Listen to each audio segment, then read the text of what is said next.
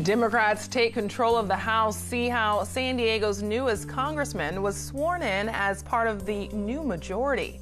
And the border mission for the military is expanding, how they'll be asked to work on upgrading the current border fence.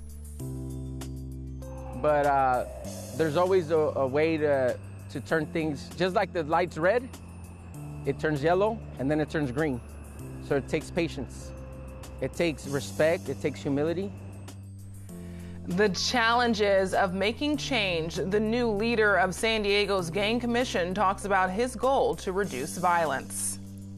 The other thing that people want to know is, how are things at the Supreme Court these days? And a conversation between NPR's Nina Totenberg and Supreme Court Justice Ruth Bader Ginsburg. KPBS Evening Edition starts right now.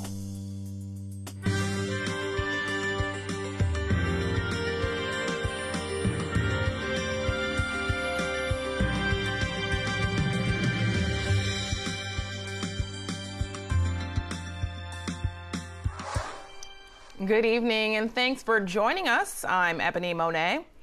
After 8 years in the minority, Democrats now hold power in Congress. Madam Clerk, the Speaker-elect, Nancy Pelosi of the state of California.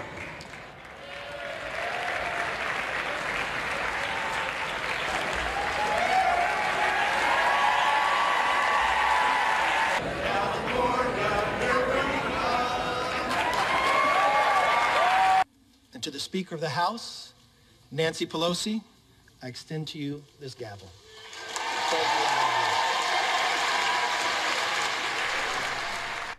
California representatives hold leadership positions in both parties. Kevin McCarthy, whose district includes the Bakersfield area, was elected by Republicans as House Minority Leader.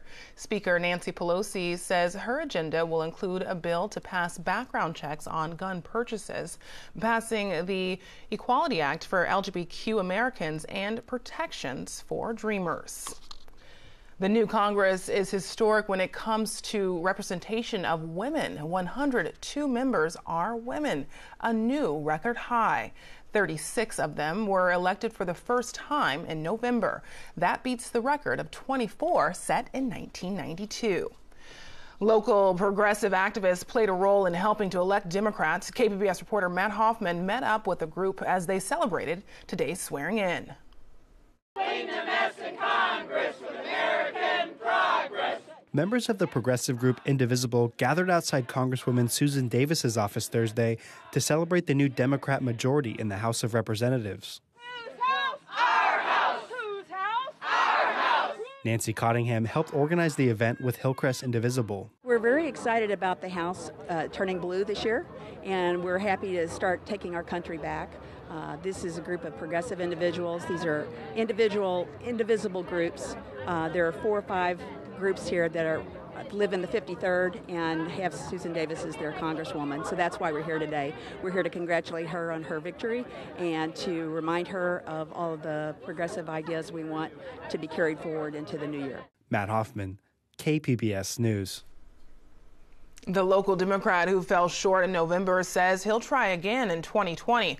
Amar Campanajjar says he has filed paperwork to run for Congress in the 50th District and that a more formal announcement will be made soon. The former staffer for President Obama lost a close race to Republican Congressman Duncan Hunter. PBS NewsHour will have extensive coverage of the Congress, the new Congress, and how the new Democratic majority will try to end the partial government shutdown. It airs tonight at 7 right here on KPBS. The military might be used in an expanded role at the border. As KPBS reporter Priya Sridhar tells us, President Trump wants troops to help upgrade portions of the existing border wall. Military sources tell NPR that more troops are expected to deploy to the California and Arizona borders to work on 160 miles of fence construction and to provide medical care to migrants arriving from Central America. The Department of Homeland Security made the request for support. Today, President Donald Trump appeared at a press briefing introducing the president of the National Border Patrol Council. I'm going to have them introduce themselves right now and also say a few words about the wall, about, you can call it a barrier, you can call it whatever you want, but essentially we need protection in our country. We're going to make it good. The people of our country want it. Trump has asked Congress for $5 billion to fund a border wall. So far, he hasn't gotten support from Congress, causing an almost 2-week shutdown of parts of the federal government. I have never had so much support as I have in the last week over my stance for border security, for border control, and for, frankly, the wall or the barrier. The 2,300 active duty troops currently on the border were scheduled to end their deployment in January. A senior military official told NPR that the new request could mean thousands more troops at the border and fence construction could take months. The Pentagon is now considering which units to send. Priya Sridhar, KPBS News. The San Diego Gang Commission has new leadership. KPBS reporter Claire Tragesser talked with the new executive director about his plans to reduce gang violence. Jesus Sandoval is a former gang member who became a pastor in City Heights in 2003. He uses what he calls a wraparound approach, working with a gang member's family. For the active gang member, we partner them up with the former gang member from that gang to basically say, hey, what's up, what's going on? And because it's of the same gang, they already know each other. So the credibility is already there. The rapport is already there. The city has been criticized in the past for not giving the Gang Commission enough funding to do anything. Layla Aziz, the head of the advocacy group Pillars of the Community, says she's optimistic that Sandoval was chosen to head the commission and hopes he can get more results. Make them put their money where their mouth is. Make them invest in the programs that you had going on in City Heights, in Mid-City at the church. He knows how to do it. I'm just afraid the red tape, the same red tape that stopped Ricky Lassiter and stopped Lynn Sharp Underwood, is going to take away the power of a person that can do some real good. Sandoval says there will always be red tape. But there's always a way to turn things, just like the light's red, it turns yellow and then it turns green. So it takes patience. It takes respect, it takes humility. He will start introducing the Gang Commission to his wraparound approach this year. Claire Tragesser, KPBS News. In California's snowpack is not what it usually is this time of year. The first snow survey of the winter was conducted today in the Sierra Nevada. Water managers say snow levels are about 2/3 of the normal amount. The snowpack provides drinking water for much of the state. California's drought emergency ended in 2017, but state officials are still urging people to save water. Another cold night is expected in San Diego, and the weekend will bring a chance of rain. Dajia Swad has details in tonight's forecast. Pretty calm forecast for Southern California here tonight, but as we take a look to the satellite and radar from the last few hours, you do notice there's a lot of cloud cover to our north. This is with a frontal system that will continue to push moisture on in, and that means some changes for our extended forecast. Now, for tonight, we're clear, mainly clear, a few clouds out there, and feeling chilly with a low 44 for San Diego. Into Oceanside, cooling down to 34, and the lower 30s for Borrego Springs and Mount Laguna, but dry. Now, as we head into your Friday, not as chilly with high pressure still in place. Not too much to worry about for the end of the week. 63 for your high in Oceanside, topping off at 64 in San Diego. As we head into Borrego Springs, a high of 66 and 52.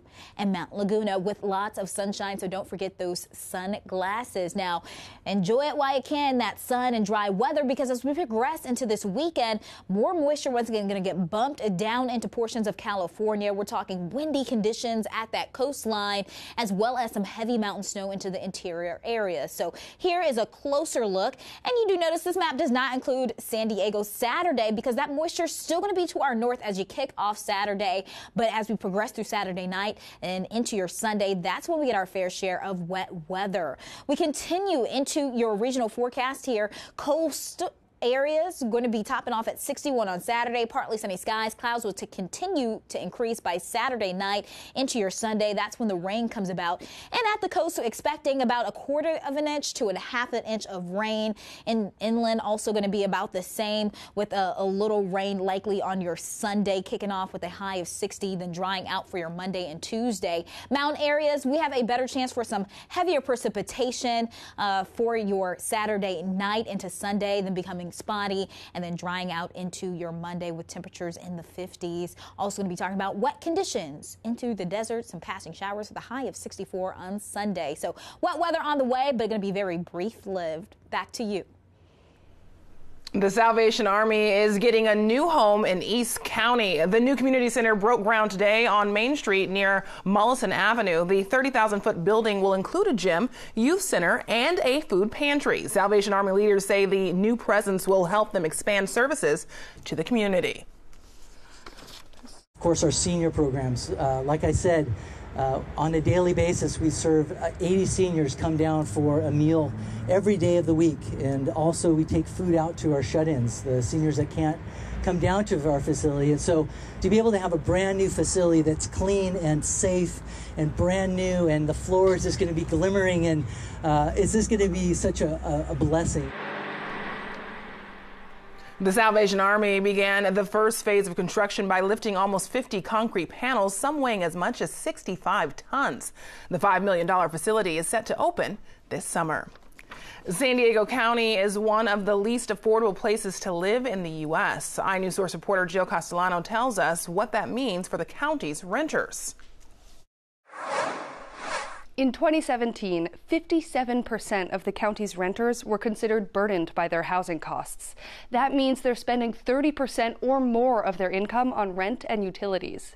The data comes from the Census Bureau's American Community Survey. The survey shows renters are spending as much of their income on rent as they were during the 2007 recession. For the same period, homeowners spent less and less of their income on housing costs. Aaron Terrazas is a senior economist at Zillow. He says rent burden forces low and middle income families to make hard choices.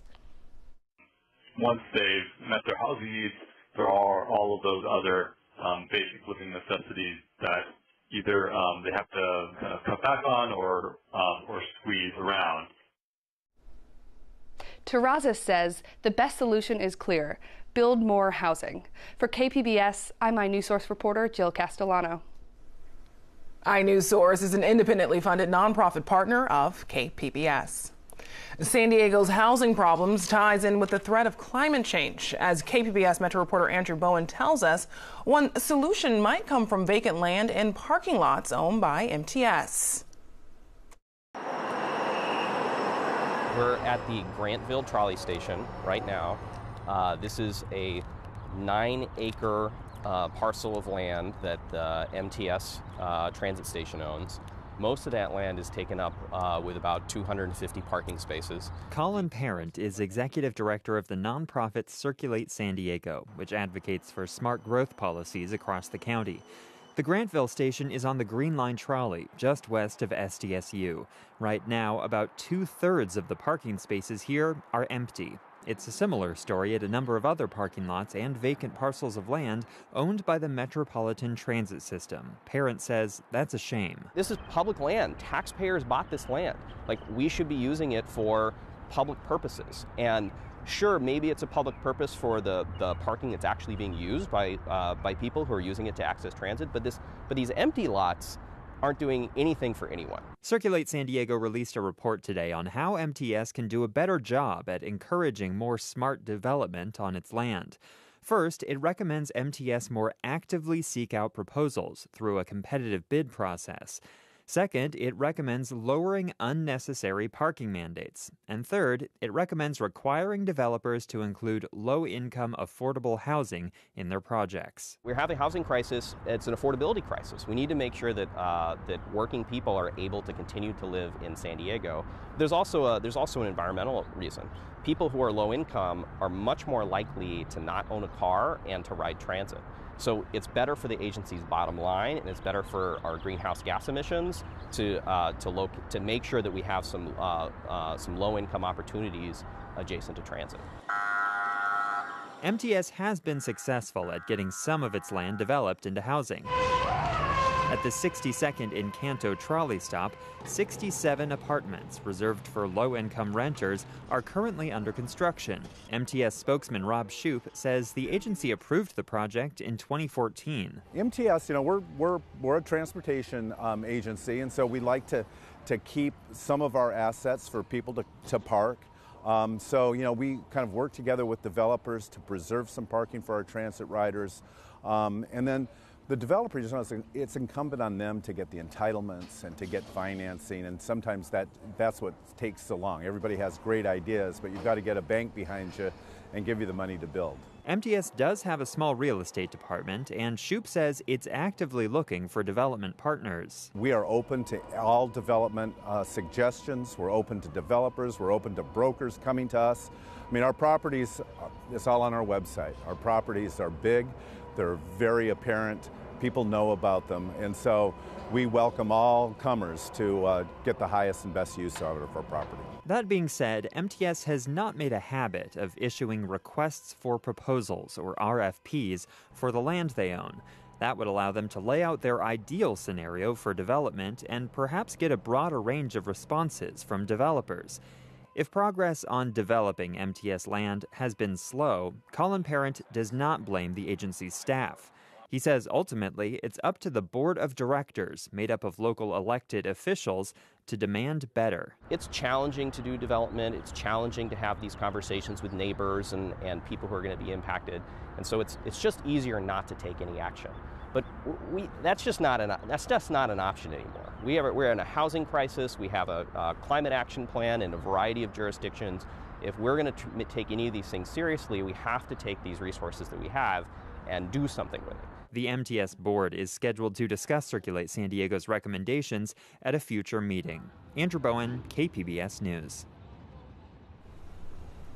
That story first aired in April last month. The MTS board approved an update to its real estate policy that largely follows the recommendations of the report from Circulate San Diego. A twist on 007 comes to the stage this weekend. KPBS arts reporter Beth Accomando has details on a show that pays tribute to James Bond. At last year's San Diego International Fringe Festival, I had the pleasure of seeing Tom Stewart's intensely entertaining solo show, One Man Bond, which compressed all 25 007 movies into an hour. Just like the moonraker. Now, you know what? I'm not going to summarize this one, because this film should never have been made. Thank you. At the end of Spy Who Loved Me, it says very clearly, James Bond will return in For Your Eyes Only. A gritty return to form. We'll talk about that in a couple of minutes. But in the meantime, Star Wars comes out, and Cubby Broccoli, producer of the Bond films and inventor of the vegetable broccoli, now we don't have time to talk about that, went to one of the film's writers, and I guarantee you, this is how the conversation went.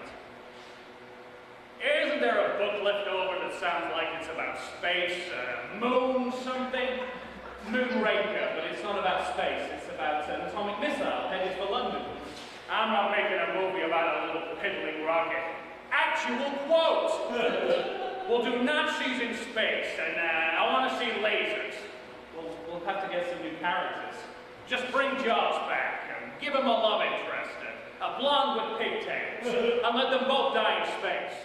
This weekend's Bond on Third revives One Man Bond and pairs it with a staged reading of a 007 TV serial adapted from Ian Fleming's writings. The result is a feature-length ode to all things James Bond. Stewart has an obvious affection for the agent with a license to kill, but he also enjoys poking fun at the tropes and sexism of the franchise. Bond on Third runs Friday through Sunday at Onstage Playhouse in Chula Vista. Beth Accomando, KPBS News. I'm Judy Woodruff. Tonight on the NewsHour, a new era of divided government begins as Democrats take control of the U.S. House of Representatives. Coming up at 7 after Evening Edition on KPBS. A new film on the basis of sex is inspired by the life and early cases taken on by Ruth Bader Ginsburg. The Supreme Court justice sits down with NPR legal correspondent Nina Totenberg to talk about her career on the nation's highest bench. So I'm going to start out by asking you the question that probably, I don't know, 70% of America wants to know the answer to. That would be the 70% who've offered you their body parts and organs in case you needed them. How's your health? It's fine, thank you. And those ribs you busted? Almost repaired. That's good.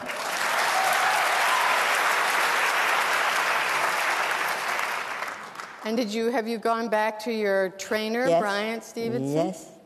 We went back immediately after the fall. We could do legs only. But yesterday, we did the whole routine. The whole routine? Yes. The whole routine that most 35-year-olds can't do when they would go and see if they could just do that routine. So the other thing that people want to know is, how are things at the Supreme Court these days? We've successfully completed 3 rounds, as you well know, since you cover us. And now we are in recess until January 7th. So I know that the justices are anxious to demonstrate that the court is not a political institution, although Lord knows you have your ideological differences, which are different from political or partisan differences. But is that possible, that you can be an apolitical institution in the current milieu? Nina, you've been covering us for how many years? I'm taking the 5th. And you know the press is much more interested in disagreement than agreement. But in fact, we agree, at least on the bottom line judgment, twice as often as we divide 5-4. So there's much more agreement than disagreement. Of course, the 5-4s are the most visible, usually the most visible cases. Not always. There are some cases in which the court is unanimous where those of us known as court observers, I guess, are surprised, like some of the search cases in the last few years involving various electronic things. But and Guantanamo Bay, going back a while, that was a lopsided majority. Yes, and Guantanamo Bay was a lopsided majority, but that seems somehow like eons ago. Mm-hmm. So can this institution really stay away from the political fray and do its job without reference to politics? Without reference to politics as we ordinarily see it in the executive branch and in Congress. For one thing, we are by far the most collegial institute in town.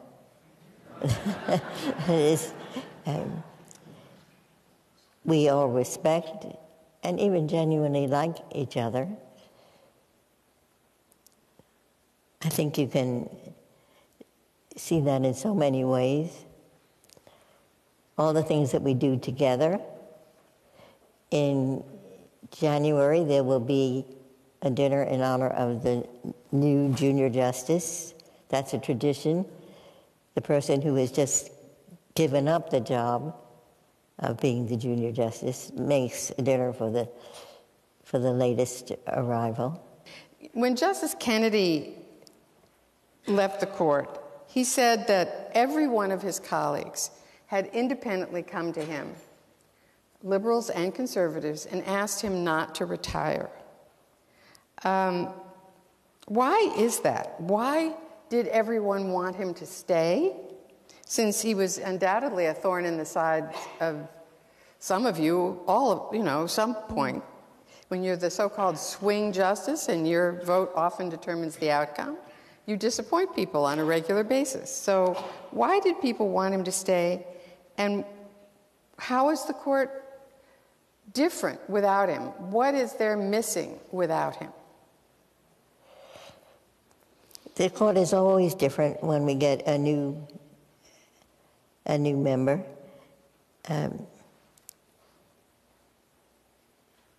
Justice Kennedy was a true gentleman There was no one more courteous. And he was, I think he was somebody who encouraged civility in our relations. I never heard an angry word spoken by Justice Kennedy. And he had a quality that I think is good for anyone in the business of judging, and that was humility. You can watch the rest of this conversation with Justice Ruth Bader Ginsburg next Wednesday, online at WLIW.org. Now here's a look at what we're working on for tomorrow in the KPBS newsroom. On Morning Edition, the story of Prop 30 and the pivotal battle that helped set the tone for Governor Jerry Brown's second term in office. And on Midday Edition, she's the first woman Democrat to throw her hat in the ring for the San Diego mayor's race. We'll talk to Barbara Breed tomorrow on KPBS Radio. You can find tonight's stories on our website, kpbs.org/evening edition. Thanks for joining us. Have a great night.